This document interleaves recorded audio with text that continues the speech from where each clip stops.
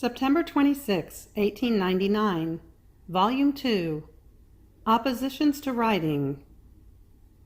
How the Most Holy Virgin is a Portent of Grace. Abstractive Sight and Intuitive Sight. This morning, as my adorable Jesus came, he carried me outside of myself, but to my greatest sorrow I saw him from behind. And as much as I prayed him to let me see his most holy face, it was impossible. In my interior I kept saying, who knows whether it is because of my oppositions against the obedience to right that he does not deign to show his adorable face. And while saying this, I cried. After he let me cry, he turned around and told me, I take your oppositions into no account, because your will is so identified with mine that you cannot want but what I myself want. So though it is repugnant for you, at the same time you feel drawn to do it as by a magnet. Therefore your repugnances serve for nothing else but to render the virtue of obedience more embellished and bright. This is why I ignore them. Afterwards I looked at his most beautiful face, and in my interior I felt an indescribable contentment. And turning to him I said, my most sweet love, if I take so much delight in looking at you, what must it have been for our Queen Mamma when you enclosed yourself in her most pure womb? What contentments! How many graces did you not give her? And he, my daughter, the delights and the graces that I poured into her were such and so many, that it is enough to tell you that what I am by nature, our mother became by grace, more so since she had no sin, and therefore my grace was able to lord freely within her. There is nothing of my being which I did not give to her.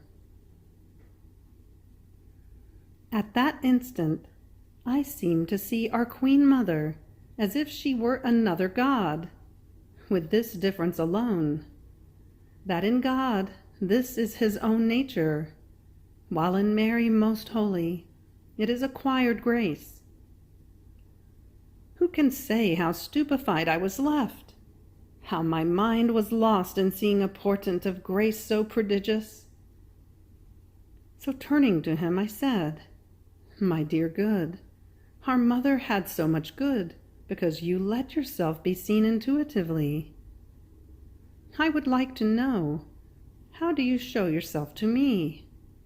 By abstractive or by intuitive sight? Who knows whether it is even abstractive at all? And he, I want to make you understand the difference that passes between one and the other. In the abstractive, the soul contemplates God, while in the intuitive, she enters into him and obtains graces. That is, she receives within her the participation in the divine being. How many times have you not participated in my being? That suffering, which seems almost natural in you, that purity, by which you reach the point of feeling as if you did not have a body, and many other things. Have I not communicated this to you when I have drawn you to myself intuitively? Ah, Lord, it is so true. And what thanks have I rendered you for all this? What has been my correspondence? I feel blushing at the mere thought of it. But oh, please forgive me, and let it be known in heaven and on earth that I am an object of your infinite mercies. September 26, 1904, Volume 6, The Lamp of Grace. All the pains that Jesus suffered in his passion were triple. As I was in my usual state, I heard a voice saying to me, there is a lamp which is such that whoever draws near it can light as many little flames as he wants. And these little flames serve to form a crown of honor around the lamp, and to give light to the one who lit them. I said to myself, what a beautiful lamp this is. It has so much light and so much power that while it gives to others as much light as they want, it remains always what it is, without being impoverished in light. Who knows who possesses it? While I was thinking of this, I heard someone say, "The lamp is grace, and God possesses it. Drawing near it signifies the goodwill of the soul to do good, because as many goods as one wants to draw from grace, one can draw. The little flames that are formed are the different virtues which, while giving glory to God, give light to the soul." Then after this, I saw blessed Jesus for just a little, and he told me, "My daughter." And this because I was thinking of how our Lord let himself be crowned with thorns, not once, but as many as 3 times. And since those thorns, broken, remained inside his head, as the crown of thorns would be driven in again, the thorns which were already there would penetrate deeper. And I said, "My sweet love, why did you want to suffer this painful martyrdom as many as 3 times? Was 1 time not enough to pay for our evil thoughts?" So making himself seen, he said, "My daughter, not only was the crowning with thorns triple, but almost all the pains I suffered in my passion were triple. Triple were the 3 hours of agony in the garden. Triple was the scourging, as they scourged me with 3 different types of lashes.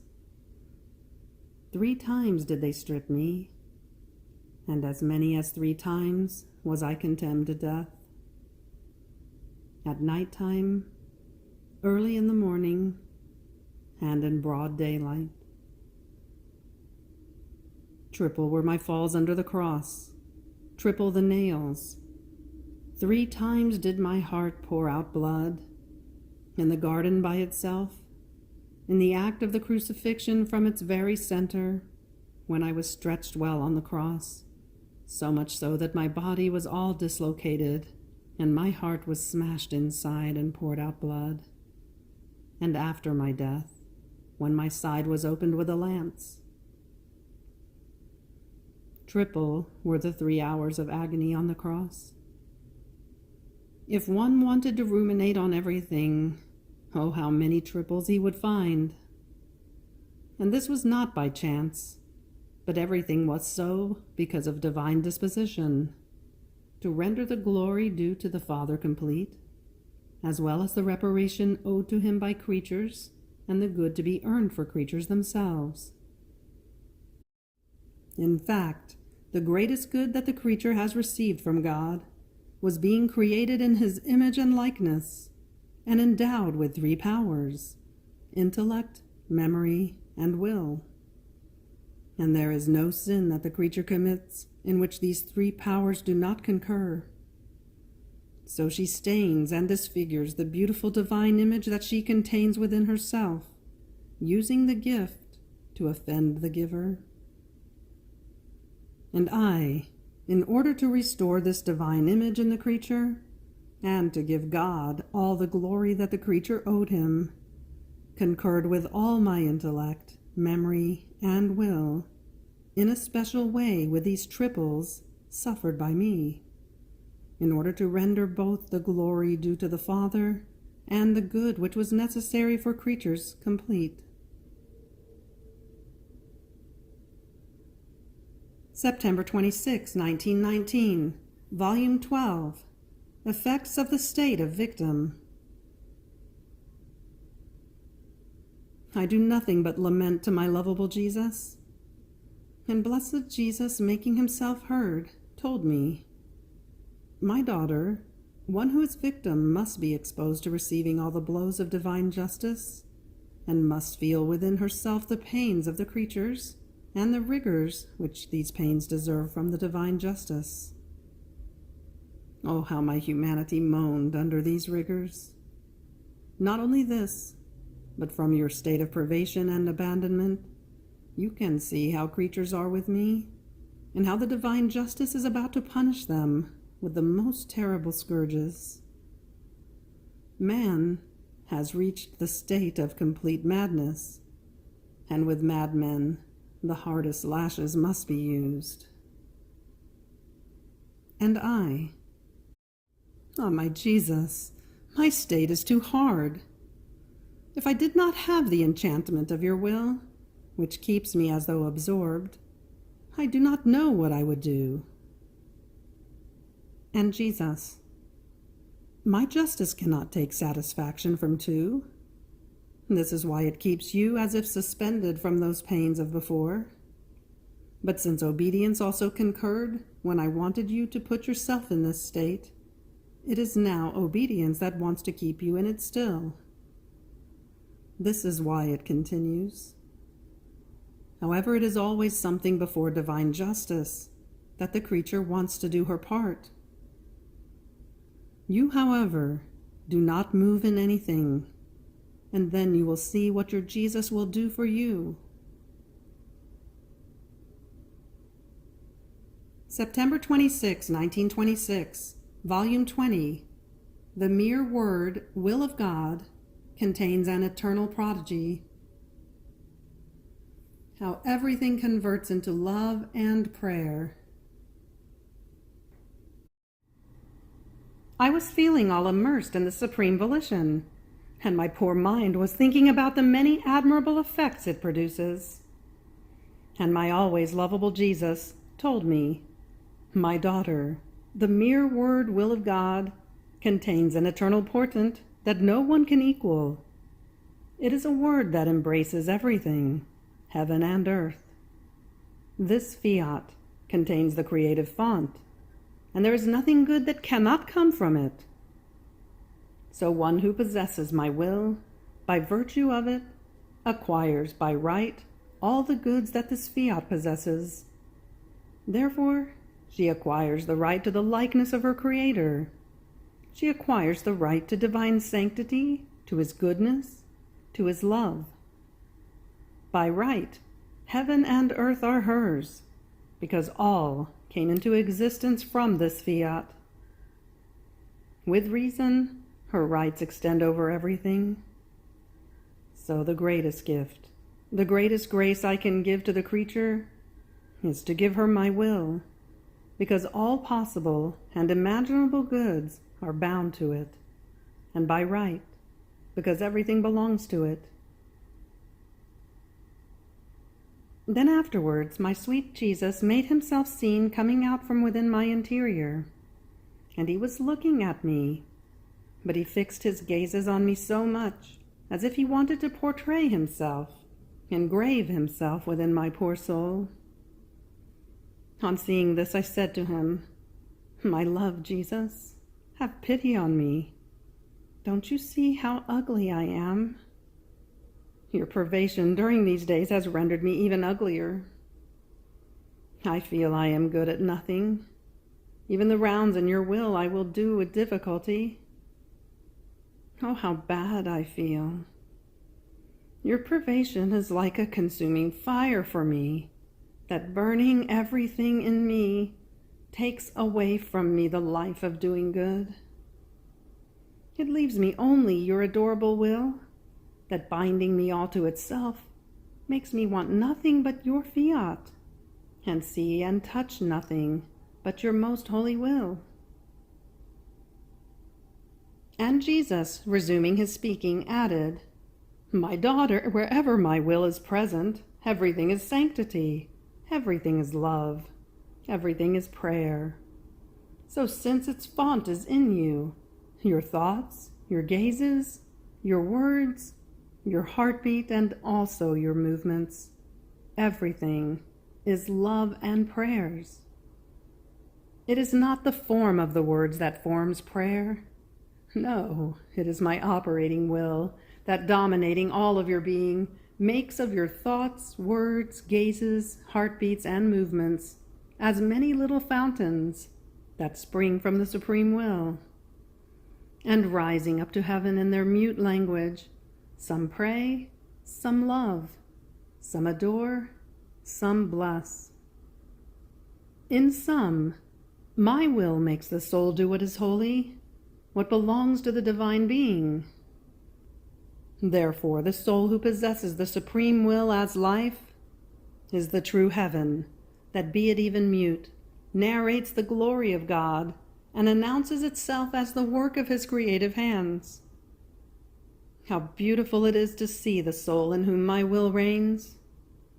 As she thinks, looks, speaks, palpitates, breathes, moves, she forms the stars to adorn her heaven, to narrate more the glory of he who created her. My will embraces everything as though in one breath, and lets nothing of all that is good and holy escape the soul. September 26, 1937, Volume 35. How God Gives to the Creature, Without Ever Ceasing. Gifts he gives to one who lives in his will. The palpitating life of God. The little winner. My flight in the divine will continues, and I remain astonished at seeing how it always wants to give.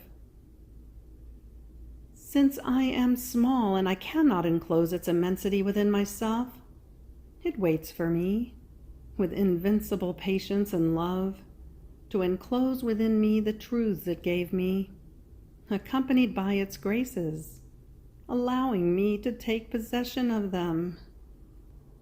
And as it sees that I possess them, it soon places itself in the attitude of giving me and telling me even more surprising things. Will of God, how much you love me! How can I ever repay you? Then my adorable Jesus, coming for his usual little visit, all goodness, told me, "Blessed daughter, it is our divinity that possesses by nature the desire of always giving. As you possess your breathing and breathe continuously, even if you didn't want to, so we possess the continuous act of always giving. Even if the creature, ungrateful, does not take what we give, though still remaining around us to praise the perfection, the goodness, the sanctity, and the generosity of our Supreme Being, we keep waiting with a patience that only we can have for those creatures who might take what others rejected as the triumph of our love toward the creature. And our love is such that we adapt ourselves to them, giving to them little by little, because being small, the creature cannot take what we want to give her altogether. But our love must be continuous. We would feel as if we were fainting and losing our breath if we did not give. Our divine will wants to be the life of the creature, the greatest act, the most exuberant love that only a God can do. Now, in order to be possessed by her, our will donates to her its virtue of prayer, and she takes the lead to confirm the gift, making all created things pray. She imposes herself on our love, power, and goodness, making our love, power, and goodness pray. And all our attributes pray. Even our justice, mercy, and fortitude turn into prayer. No one can miss. Whenever our will wants us to do an act or to give a gift, we all bend our knees to do what it wants. When all have prayed, even our very divine attributes, we confirm the gift. The prayer of this creature becomes universal, and each time she prays, she has such power that all our things pray, even our attributes. She has been given with that gift the right over all. What could not be obtained with this gift of prayer? We can say that the heavens move, and that our very being feels enthralled and tied, so it surrenders. After the gift of prayer, I move on to give her the gift of love. In order to confirm her in love, she loves with new love in the sun, in the sky, in the wind, and even in our divine being, so as to acquire the right to love all and to be loved by all with a new continuous love. Oh, if you only knew what it means to be loved by all with an ever-growing love, and to have the power to love all with a new growing love, to be able to say to your Creator, "Growing and ever new is your love for me. Growing and ever new is my love for you." This love surpasses the heavens. It fills the celestial fatherland, and its waves come to unload themselves into our divine womb. Oh, what wonders happen! All remain astonished and glorify my divine volition for such a great gift it gives to the creature.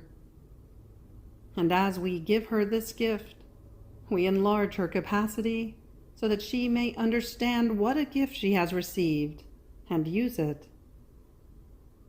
We can give her the gift of inseparability, the union with God, so that she arrives at the point of feeling our life more than her own. God becomes for her the actor and spectator, while she remains the bearer of her Creator, living with his very life, love, and power. With this gift, everything becomes her own. She has the right over all. And when we see that she possesses it, we add the gift of making her triumphant over all, triumphant over herself, triumphant over God. All is triumph within her, triumph of grace, of sanctity, and of love, and we call her our winner.